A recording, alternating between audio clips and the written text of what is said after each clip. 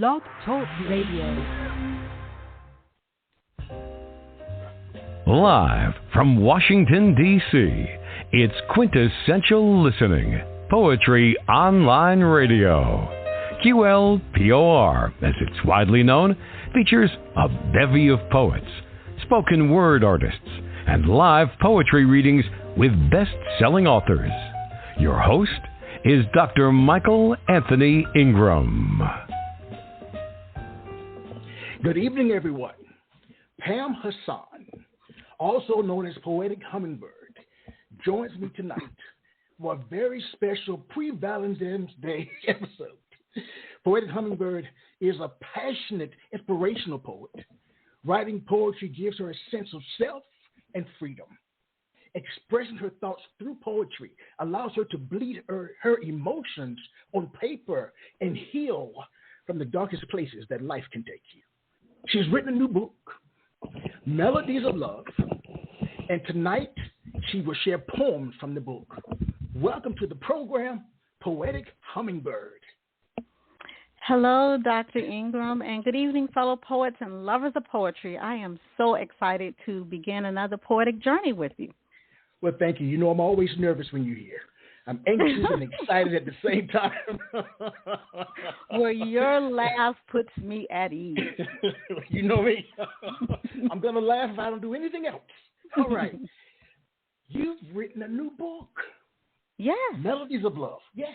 Tell me about it. What inspired it? So I was inspired to write Melodies of Love because I wanted to poetically narrate a more realistic journey to finding love. I wanted to kind of approach love in a raw yet uncensored way to empower someone who is ready to give up on love, to kind of build and find their own rhythm, and then let that rhythm or melody speak exclusively to their hearts. A lot of times I believe we search for love based on what society tells us or the version that society has told us that is our happily ever after. So I wanted to kind of write about the phases that we go through that can sometimes be confused with love while searching for our soulmates or that everlasting love. Tell me about the title, Melodies of Love. I mean, it rings, it sings. Tell me about the title. Well, when I chose the title, I wanted to give potential readers a glimpse into what they can expect to find inside the book. So I wanted the title to be catchy or interesting enough to be more likely to read it. So I pondered a couple titles, but I settled on Melodies of Love because I believe that love has its own unique rhythm, and that rhythm is specific to each person that's experiencing it. Again, I believe that melody changes depending on the season of life you're in or the person you're dealing with. So I wanted to use a title that metaphorically would combine those two together. All right. You know, the cover of your book is quite striking. Tell me about the creation of it. Very nice. Well, I designed the cover that everything we do in life is based on the four senses: sight, touch, taste, and smell. So I wanted the cover to be kind of like a sneak preview into what you can expect to find in the book. And so I typically, when I design a cover, I choose one of my poems as inspiration. So for this book, I chose the poem Melodies of Love, which is my closing poem at the end of the book. So on the cover, the image of the woman, she's kind of draped across the piano. That kind of represents for me the emotional tug of war that our hearts endure on the journey to finding everlasting love. And if you see she has her reflection staring back at her, that's kind of the tug of war that our hearts go through. And I wanted to show that love can sometimes have you in limbo. So the woman, she's endured so much uncertainty on her journey. And so I wanted that to kind of speak into the different color palettes that I chose. Then the dark male figure approaching the piano, that depicts someone new kind of entering her life. And although the melody this gentleman sits down and plays moves her soul, the woman is still struggling emotionally to determine if she has enough emotional strength to give love. So I wanted the cover to speak to the passion and the fluctuation of emotions that kind of comes with falling in and out of love. It's not Wow. all roses, peaches, and cream. That that was so eloquent. It was beautifully stated. I really like what you shared. You know, you've been with me before, and I kind of know about what you write about, I guess, from the previous book. Tell me about some of the predominant themes in this book.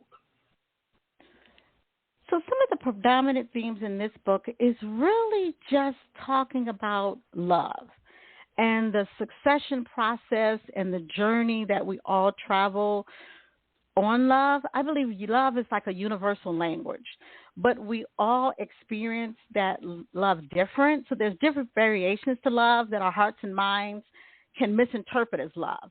So I wanted to really give someone who was stuck in a pattern of confusing love with lust or love with obsession a chance to kind of course correct themselves and make better decisions when choosing a partner or a mate.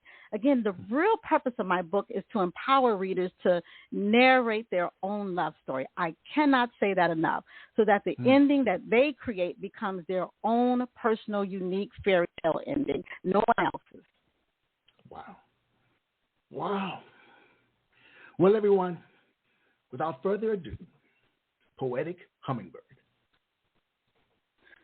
The first poem, Melodies of Love. Let me start by saying this. Melodies of Love has poetry and love notes in the book.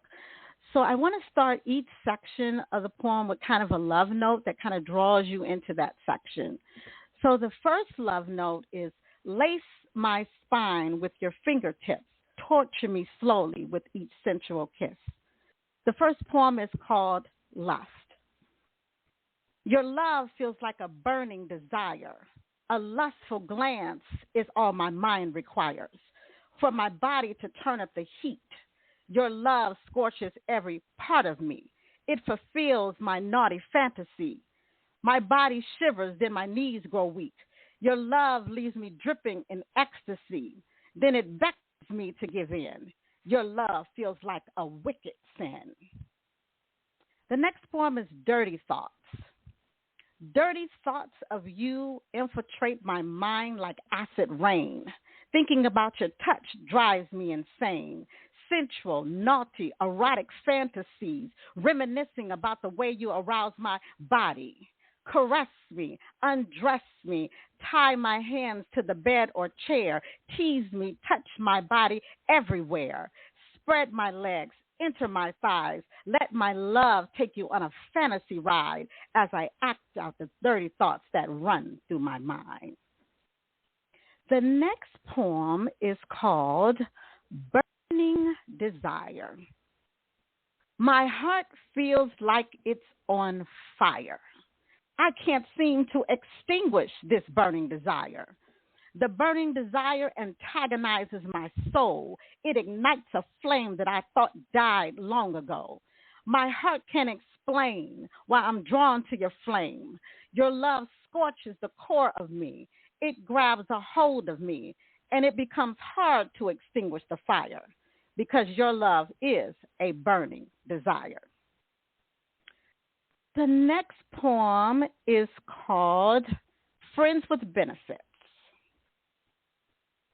No commitment, we just hook up sometime. Friendship and sexual pleasure become intertwined. A friendship that was once straight now has blurred lines. Bodies, hearts, and minds become entangled in soul ties. And even though we try to remain emotionally detached, understanding friends with benefits means sex with no strings attached. We somehow allow our bodies to become temporarily satisfied. The word friend replaced with lovers once we cross the line. You see, when lust takes over our bodies, our minds omit certain facts. Once friends turn into lovers, there is no turning back. In fact, the relationship evolves, but it cannot grow from lust. Hearts become mangled and shackled in handcuffs while forbidden lust erupts. The truth is, now that he's explored a part of you that was not exposed to this world, he is no longer classified as your friend. You are no longer labeled as his girl. Let's speak facts. When our bodies are entered, it causes our chemical reaction. And the longer we entangle, it's hard to form an attachment. You see, There is nothing casual about having sex. The term means without a commitment, both parties are free to move on to the next. The truth is, friends with benefits rips the foundation of the friendship apart because no one in the equation is leading with their heart. So before you become friends with benefits for a few moments of pleasure, ask yourself, is this person worth unlocking your treasure? The last poem in this set is called Lust and Regret. My desire for you is deeply embedded in my head. I regret letting you into my bed. You see, I was fooled by your charming ways, too full of lust to walk away, thinking if he doesn't love me, how could he touch me that way? So I stayed. Now my heart is full with regret. Parts of me curse the day we met, yet my body can't forget the mark you left. Thank you.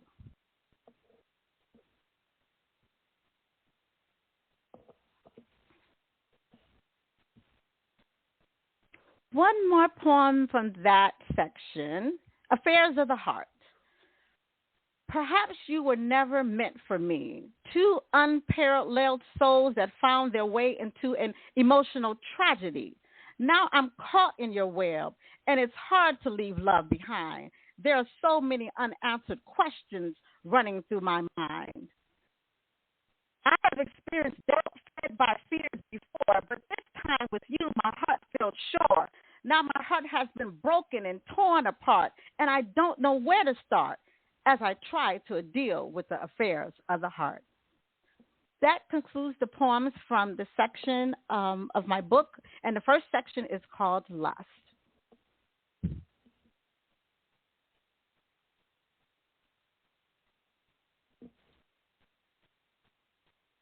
Dr. Ingram, do you have questions? Well, let me just keep rattling off poetry. Obsession. Love, I called you 100 times. Tell me, where have you been? I knocked on your door, but you refused to let me in. My heart is engrossed in you. I can't seem to get enough of you. I'm obsessively longing to be close to you. Thoughts of you infiltrate my mind like acid rain. Your aloofness heights my anxiety. It drives me insane. My heart can't tolerate this uncertainty. I need emotional security. I need to feel like I'm your priority. So please handle me appropriately, because I desperately need to see that your love belongs to me. Can you hear me now? I can hear you now. But I know how to do poetry, so I just... Oh, I know you do. You're a trained professional. A trained Yes, professional. sir. You kept rolling. Yeah. This is live. Everyone, always technical problems. And I was talking and talking and talking. And my question to you, one of my questions in this section, is writing a poem letting your guard down or building a wall? That's my question to you. So writing a poem for me is really letting my guard down. Okay. Writing a poem allows me to kind of bleed my emotions on paper so that those emotions don't kind of fester inside of me. And it's my unique way of really expressing everything that kind of gets jumbled up in my mind. So writing a poem for me is definitely letting my guard down. All right. Now, when you were selecting these poems, talk to me a little bit about the process. Which poems did you choose? So when I was selecting the poems, I wanted to kind of take the audience on a natural progression in a way that would allow them to travel on this poetic journey of love with us. So I chose poems from each section of the book to kind of paint a vivid picture of the fluctuation of emotions that, again, come with falling in and out of love. I wanted to create kind of a sense of growing passion and desire, and then lead the audience to a virtuous love, which offers pretty beyond what they teach us in fairy tales. And that I wanted to intentionally position them at the everlasting door.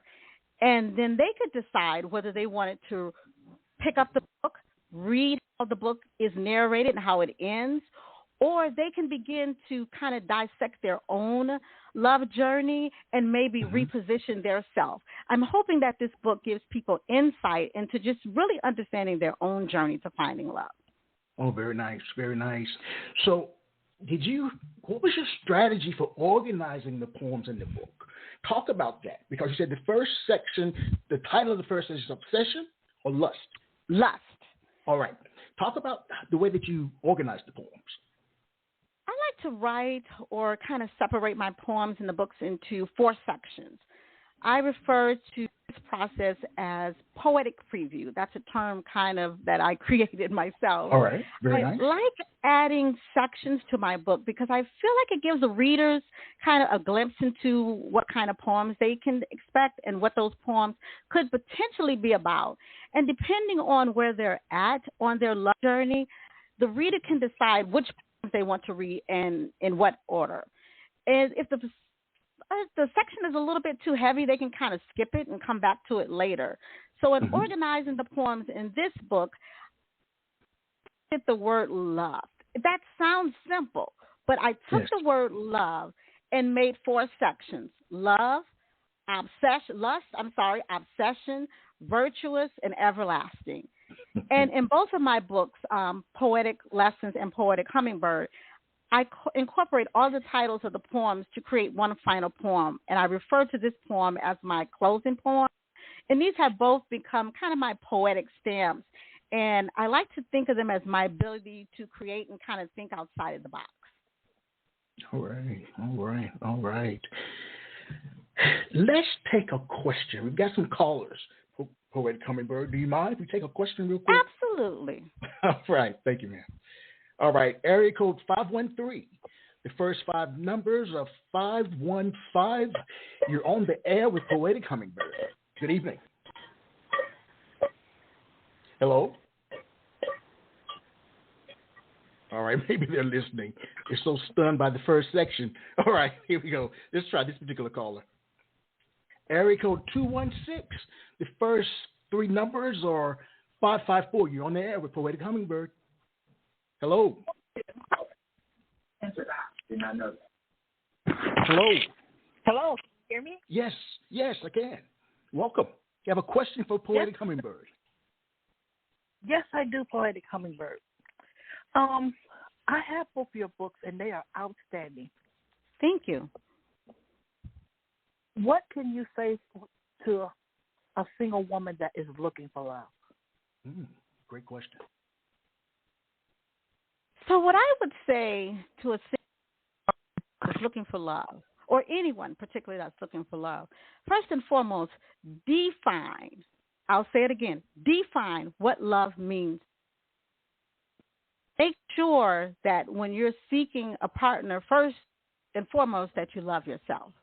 Because I believe if you love yourself first, no one can steal your worth. And once you define what love is to you, make sure that when you meet a partner that you're communicating what love is to you, what your love language is, what you're looking for out of that relationship, so that you can see early on in the dating process whether or not your hearts will align. Oh, wow. Very nice. Call very nice indeed. Thank you. That was very nice. Anything else you'd like to ask? No, that's all that I needed to get my soul to stirring. All right. Thank you so much. Thanks for calling in. All right. All right, Poetic Hummingbird, you're back on stage. Okay, the next session is Obsession. The poem is called Love, Why? Love, why are you knocking at my door? I told you, don't come around here no more, because all you bring is misery and pain, like broken glass shattered in the rain. Like a candle at first, your passion burns so bright, but when I removed the surge protector, there was no light. The darkness, the lies, the deceit, then those childish games. The passion in the middle of the night was not for me because you called out her name. In the broken glass you shattered, I could now see the distorted reflection of myself. She gave so much to you until there was nothing left. So be on your way, love. Go and bother someone else. The book of love is closed. It will remain on the shelf. The next poem is called Chemistry. The depth of your love flows through me. Your energy moves me. It draws me in. Lustful sin, an innate attraction, causing my body to have a chemical reaction, an undeniable connection, an intense stare in your direction. Your energy is so infectious. Body language and nonverbal clues reveal the desires hidden deep inside of you. Playful, banter, teasing, talking dirty, sensual movements that seem a little flirty. Heightened emotions, thoughts that constantly linger in my mind, synchronized frequencies that do not fade with time. My heart flutters when you speak. When you walk by, my knees grow weak, longing for your touch every time we meet. Tell me that you feel the desire burning. Is your heart and mind and body yearning? For me, do you feel the chemistry? The next poem is called Infatuated with Love. Will this feeling last long? Or like a thief in the night, will you steal my heart and be gone, leaving me to figure out where things went wrong? Have we both fallen in too deep? Are you really into me? There's too much uncertainty. I want to believe that this is more than a fantasy. Am I the girl you've been dreaming of, or are you merely just infatuated with love? The next poem is called Quench My Thirst. Drink from my cup. Quench my thirst until you can't get enough. Dive into my heart. Let your love flow. Let the water run deep into your soul. When the water reaches the shoreline, dive deeper into me. Let your love wash over me.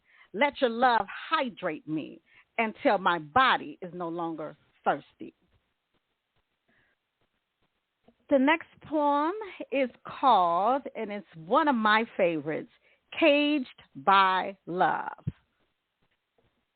Caged in your world, captured by your love. My heart weeps and my heart cries, longing for you, yet wanting to spread my wings and fly. Love, you have imprisoned me. My heart loves you, but it longs to be free. Please remove the shackles off of me, because my heart finally feels that your love is deceptive and fueled by pure obsession. I feel caged by love, owned like a possession. And one more from that section, yearning for love. Do you feel a strong connection? Do you yearn for my affection?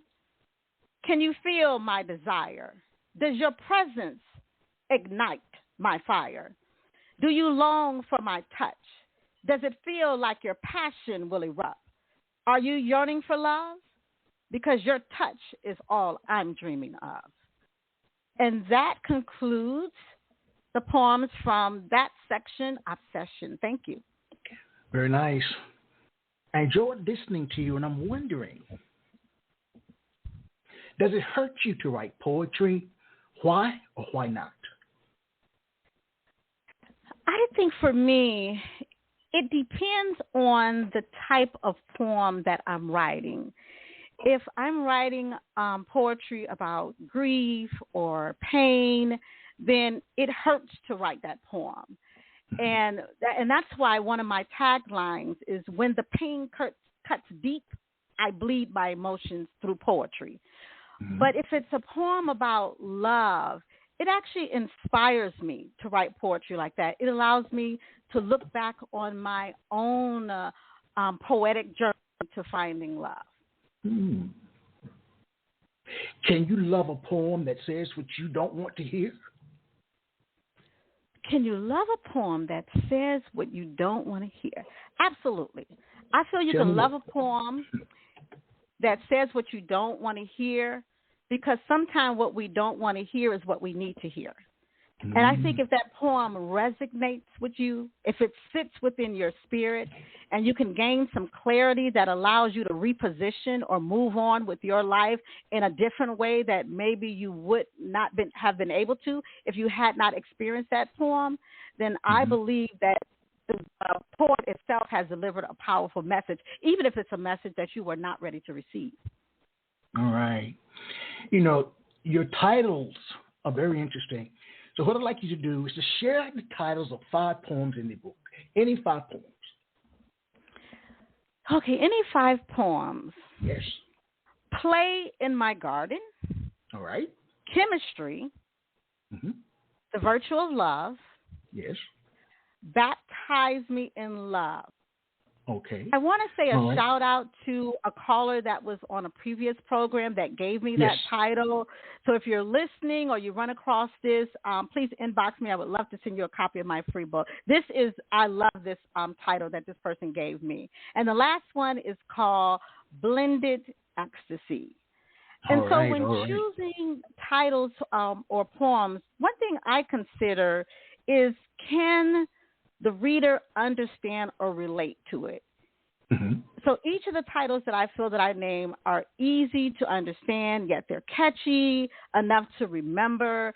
If you take Play in My Garden, you can kind of imagine where that can go. Chemistry is really self-explanatory. The Virtue of Love talks about the purity.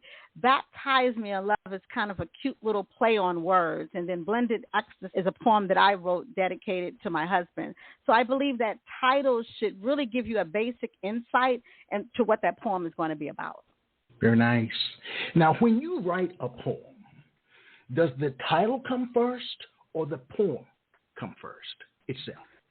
Oh, that's an interesting question. So for me, poetry is an organic process. So I write fluidly, and I just allow the poem to kind of form itself. So the placement of the title can come in the beginning, the middle, at the completion of the poem.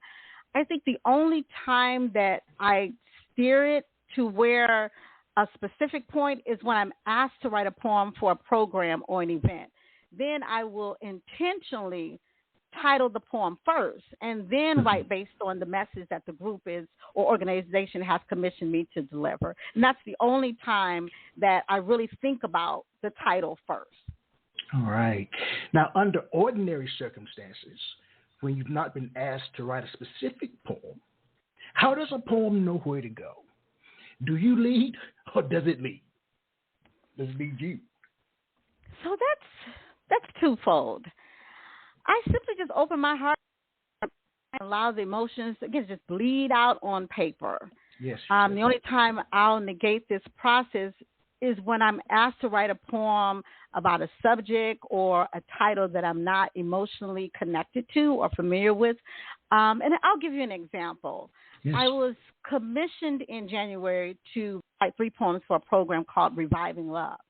And one of the poems I was asked to write was about the love relationship between a physician and his or her partner or spouse.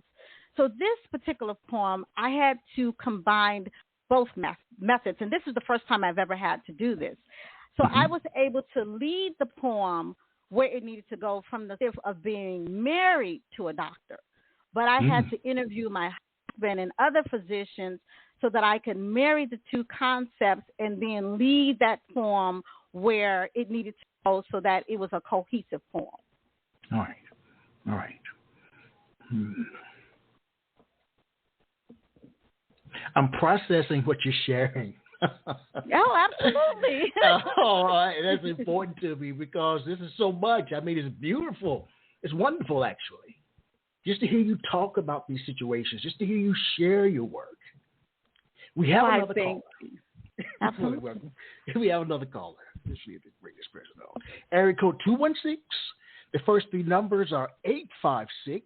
You're on the air with Poetic Hummingbird. Are you there, caller? Hi, I'm here. Can you hear me? Yes. Do you have a question for Poetic Hummingbird? I do, Pam. Those are beautiful poems. This is Denise out of Cleveland, and I am so impressed with your work. Thank you so much for sharing, especially around Valentine's Day, when we need so much more love and passion in our relationships, in the world, and whatnot. But I do have a question, because many moons ago, I wanted to actually be an aspiring poet. And I always sat down to write, but I had writer's block. I didn't know where to start. So just give me some few pointers or a pointer just to lead an aspiring poet in the right direction. The first pointer that comes to mind is look inward. I think some of my best poems come from my darkest experience, things that I'm holding on to that I don't know how to express using traditional language or a traditional way of communicating. So kind of lean into yourself first and just sit, find you a quiet place where you're not distracted. Come up with a title or a thought or a feeling and kind of just write centered around that. And you'll surprise yourself. It'll just naturally flow. Okay, that's great advice. Thank you so much. God bless. And thank you. Keep doing what you're doing. It's awesome. Thank you so for the much. support. I appreciate it. You're welcome. Bye-bye. Poetic Hummingbird, I like your statement again. When the pain cuts deep, I bleed my emotions through poetry. So as you said, leaning into it, that could be a bleeding process. Absolutely. So I like that so much. Thank you for sharing that with the caller. Absolutely. All right. Please continue with your work. The next section is virtuous. The love note for virtuous is love should not have conditions. It should be offered with pure intentions. This poem is called The Virtue of Love. Combined. The virtue of your love is finally mine. My soul has found rest. My heart has found peace. This love evolved into more than I ever thought it could be. The next poem is called Purest Love. It's a short poem. Your love gives off the purest light. It gives my heart so much energy and power. The passion burns through my soul hour after hour. Your love is my kryptonite and my superpower. This next poem is called I Wrote You a Letter. And years ago, this was my love letter to love. Love, my heart wrote you a letter. Please take the time to read the list of things that I want and need. I need intimacy, passion, and romance. Someone with smooth rhythm that likes to dance. I need candlelight dinners and walks in the park. I need a strong attraction that ignites a spark. I need cuddles and Netflix on a rainy day. I need a divine lover who knows how to kneel and pray. I need a committed spirit. Only death will keep us apart. I need someone with pure intentions and a willing heart. I need an effective communicator. I hate to fuss and fight. I need someone who doesn't always have to be right. Love, I wrote you a letter with the hope that you'll find the perfect image of love that stays etched in my mind. The next poem is called Immortal Love. You can't destroy an immortal love, no matter how hard you try, because an immortal love lasts forever, even when emotional attachment dies. The next short poem is called Eternal Devotion. There's no magic potion to create eternal devotion. It's a subconscious decision that we make in our heart to never allow anyone or anything to tear us apart. And the last poem in that section is called Blended Ecstasy. Blended Ecstasy, a love that unites you and me, a combination blended so perfectly, even if the outside world can't see, that our differences blend in harmony. Our worlds may be different, even miles apart, but the depth to my heart. When I'm with you and you're with me, our love runs deeper than the color they see, because it's wrapped in blended ecstasy. Thank you. Wow. You know, they say love changes color in certain lights. Do poems change color in certain lights, Poetic Hummingbird? I believe poem changes colors depending on where you're at on your journey to love. Like a poem like Blended Ecstasy, I couldn't have written this poem 5-10 years ago because my mind and thought process wasn't there. But the journey I'm on today allowed me to write that poem in a way that speaks to what love looks like for me.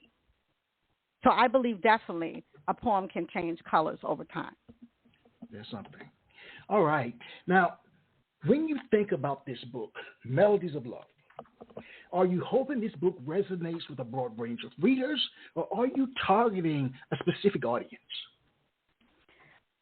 I believe love is a universal language, so I would really love for Melodies of Love, and I believe it resonates with a wide range of readers.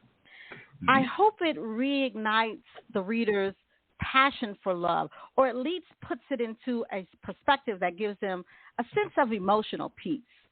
I think a lot of times when we're dealing with the melodies of love, we can find ourselves out of tune or disconnected.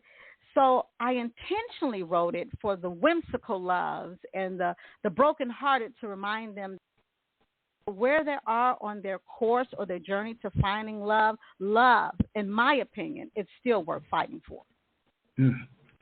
Wow. Beautifully stated again. Wow. Let me ask you one last question before we continue this journey. Would it be, if you were to give your readers advice before they read the book? We're standing out in front of a Barnes & Noble and everyone's in line to purchase your book. What would you tell them? First, I think I would caution my readers with a disclaimer. Okay. And here's my disclaimer. If you're looking for a book of poetry that describes love in a kind of romanticized or unrealistic poetry, it's not for you. It's not going to speak to you. The poems in Melody of Love are, again, I wrote them in raw and uncensored form to kind of narrate that authentic journey that I feel most of us experience on our search for a soulmate or everlasting love. So if readers are looking for a book that poetically narrates that journey, they will enjoy Melodies of Love, and they'll find actually pieces of themselves within the pages of the book. Very nice. Let's take a brief break, Poetic Hummingbird, and we'll be right back.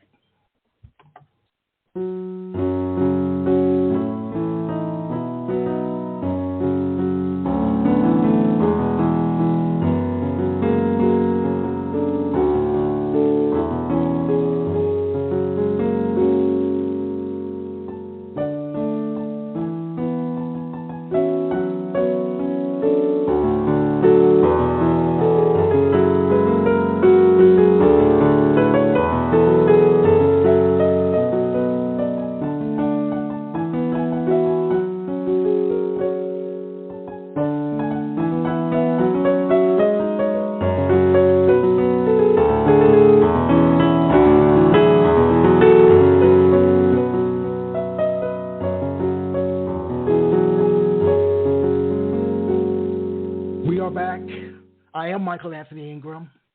I'm here with the incredible Poetic Hummingbird. Please continue. That's all I can say. Please continue. So the final section in the book is called Everlasting Love.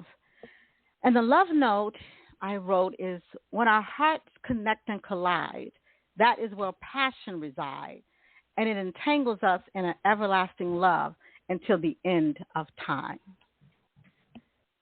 So the first poem is called Baptize Me in Love. And that's the poem that the caller last time gave me this title. So I hope the caller is listening or will hear this later on. And it's a short poem. Baptize me in love that flows like a river, a love that makes my soul shiver. Baptize me in love, a love that caresses my heart, a love that comforts me whenever we're apart. Baptize me in love, a love that makes me surrender, a love that when you're gone, my heart will still remember. The next poem is called Love Me Like a Flower.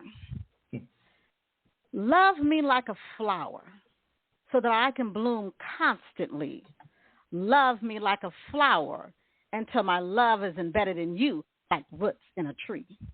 Love me like a flower even when I'm adorned with thorns. Love me like a flower, give my broken heart a place to belong. Love me like a flower, hydrate my mind, pollinate my body. Love me like a flower so that my love can bloom wild and free. The next poem is called Everlasting Love. The rays from your love cast a beautiful glare. With my head tilted back, I stand and stare, enjoying the energy that flows through me. The warmth of your love makes me feel rejuvenated and free. It releases my endorphins to restore my energy. My heart dances when you hold me tight, basking in your love. Right. The next poem is called Dreamed of Love. She dreamed of a beautiful love story. Her heart sang the melody to all the love songs. Her heart had finally found to belong. Her walls began to crumble. Her heart started to melt. This love was different than any she had ever felt. The next poem is called Love Is. Love is erotic, hypnotic, often whimsical and chaotic. But when love turns exotic, it soothes, it sizzles. We constantly ignite love's flame so it doesn't fizzle. We stroke love's ego. We become its prey. We beg love to stay, hoping it doesn't go astray, praying love doesn't fade away. We cradle love. We start a relationship with love. We fix dinner for love. With passion, we make love. Sometimes we even fake love. But love should feel like the sunrise. Love should make you want to spend time staring into your lover's eyes as you build soul ties. Love does not hide. Love lays down its pride. Love opens its arms wide. Love will always believe in you. Love will always need you. Love breathes life into you. Love makes a sacrifice for you. Love creates a paradise for two. Love encompasses everything your heart desires because love is an eternal fire. Thank you. Poetic Hummingbird. Yes, sir. What sex is poetry? I think poetry is universal. Okay. It's one specific sex. I think it's really a language that I would connect almost to music. You know how music is universal and it kind of gives you a beat and it grabs your soul? For me, poetry is the same way. And when I'm writing a poem, I think about it that way so that I can reach a larger audience. Mm-hmm. Mm-hmm. You know, listening to you, again, your poetry is extremely powerful, passionate. What did you learn about yourself writing Melodies of Love? Oh, that's an interesting question. I learned in writing Melodies of Love that society's version of love, you know, the white picket fence script, 2 kids and a dog, with a couple rides off and lived happily ever after in the sunset never appealed to me. I learned that the chapter in my life, I learned the importance of each melody and how it drew me closer and closer to my everlasting love. I learned the importance of just leaning into that melody and kind of honoring it, even if it seemed out of tune to myself or someone else. And I learned to choose what everlasting love meant for me, and that I no longer needed anybody's permission to define that for me. When you reach that point of no longer needing anyone's permission to define it, how does that feel? For me, it was freeing. It allowed me to authentically and unapologetically step into this new season with and embrace what love looks like for us. We basically said at the altar that people are willing to write their own vows, but not their own rules. And in our marriage, we decided that we were going to narrate what our chapter of love looks like, and we were going to cancel out all the outside distractions and noises. You've got to give me some more with that one. I like that. How do you cancel out the outside noises? How do you do that?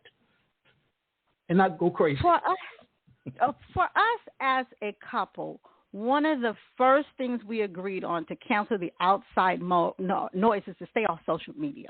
Let me say that again for those that don't understand what that means.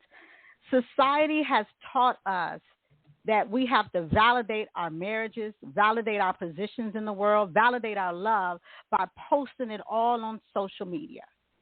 And we decided from day one that our love belongs to us and that we were going to honor that love, keep that love sacred, keep it off social media, and only share with those people in our circle that could pour into us and lift us up in our love and not tear us down.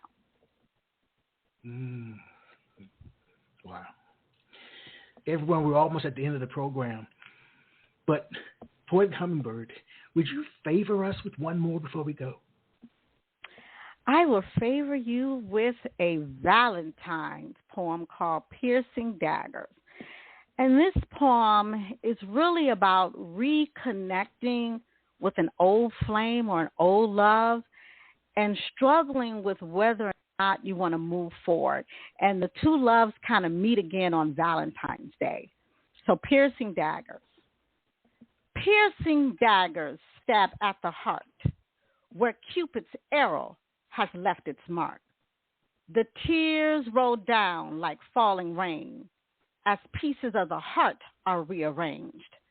I've tried so long to suppress how I feel, hoping that the wound would close and heal. But years have passed and nothing has changed.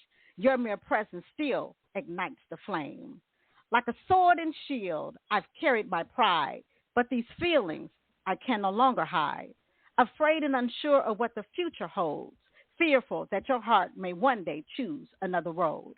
But here I stand, ready to risk it all, even if I stumble and fall. For it took courage from my heart to say, I love you. Happy Valentine's Day. Perfect. Poetic Hummingbird. Yes, Share with Dr. us Ingram. one more time the 4 sections. You start with lust, obsession. The 4 sections of the book is lust, obsession, virtuous, and everlasting love. And then there are poetic love notes at the end of the book. What is the price of the book? Where can we find it? So I like to price my books, and this is going to sound funny, but I like to price my books for less than 2 Big Mac meals at McDonald's. So the cost of my book is $9.99 on Amazon, and I think it's $11.99 on Barnes & Noble. So they could be purchased at Barnes & Noble and on Amazon as well. All right. So where do you go from here, Poetic Hummingbird? What's next for you creatively? I love poetry. Let me say that again. I love poetry. I feel like it's my first language. So I'm constantly writing and sharing poetry and inspirational notes on my social media platforms under my pen name, Poetic Hummingbird. I have several live performances coming up, so I'll be traveling to California over the next couple of weeks. I'm also working on writing poems for my third book called Grief Thorns, which I plan to have published around October 2023. And I've also introduced a new platform called Sisterhood In Solidarity, where I kind of want to bring together professional, like-minded women and poets and authors so that we can kind of collaborate and build each other up. So basically, that's what's left and next for me, just writing, and writing more poetry. I don't know what to say to you. You're an incredible individual. I enjoy your work immensely. You are extremely talented. Your future is bright. Thank you. What else can I say, Poetic Hummingbird? Well, I appreciate the high from you, Dr. Ingram. I'm not sure if any of the previous VIP guests that have been on your program have ever taken the time to Google your work. And if you haven't, I will encourage you. Dr. Ingram is a stellar poet, and his poetry, particularly for diversity, equity, and inclusion, it is powerful. So that is a high compliment coming from you because we write some of the same kind of poetry. Wow. It's a high compliment coming from you as well. Thank you. I commend you for what you do every day. We were given a treat tonight, good people. Follow Poetic Hummingbird on Facebook, Instagram, YouTube, and on her own website, poetichummingbirdpoetry.com. Wow.